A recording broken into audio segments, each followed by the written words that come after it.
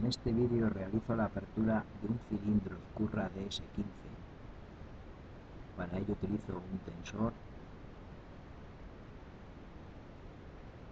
y una ganzúa Goso de la caja negra para multipuntos.